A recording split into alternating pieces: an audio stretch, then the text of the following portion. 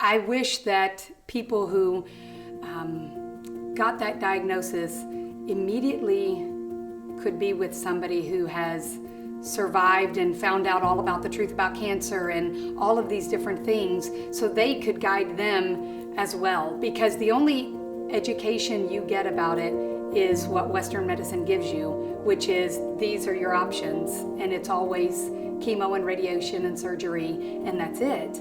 And there's tons of life beyond cancer, absolutely. My life is beyond cancer.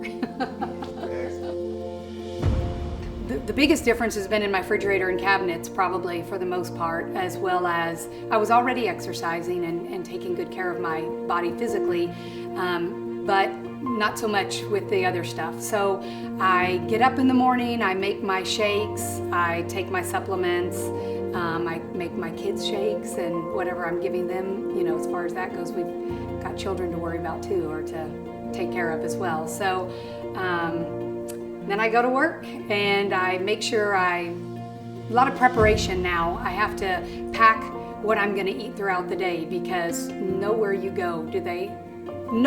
go, where I live, do they offer good choices.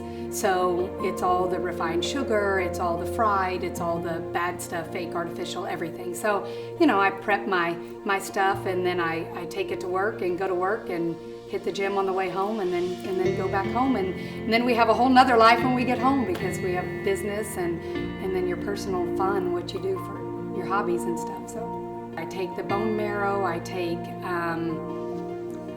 turmeric, I take selenium. I get a lot of stuff from the organics, just because of the new way they found the fermentation is a big deal, and those are just the best supplements, I think. So pretty much have to buy it when it comes in those, you know, buy 6 of them and you get them for $39 each. So I've got like 6 months worth of supplements at a time in my house, or cleanses, either one. So I really change it up, to be honest, depending on if I run out of something and I don't feel like I got anything out of that particular one, maybe, then I may try something new.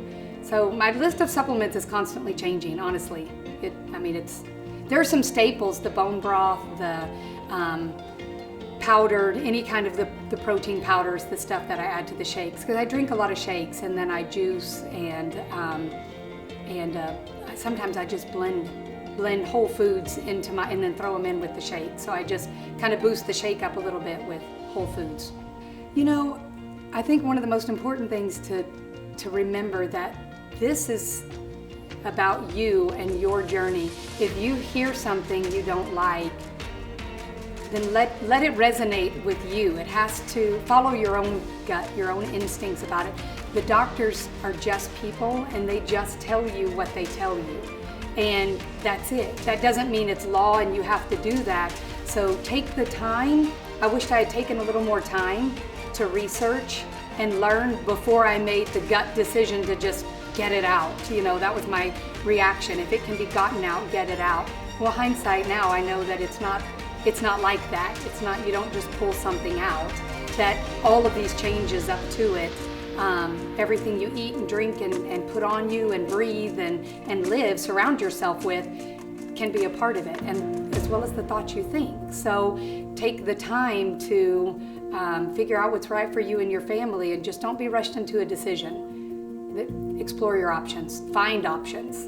And if you know somebody who's already been through it, if they have good advice, then take it.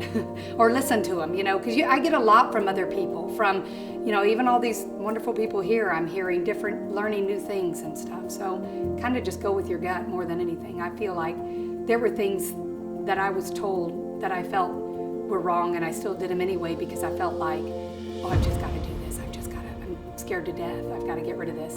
And I made a gut decision that I maybe shouldn't have made right then and there. I should have taken more time. Like I said, probably the most frustrating thing when you can't make people do what you did. Or here's a book. I have bought people books.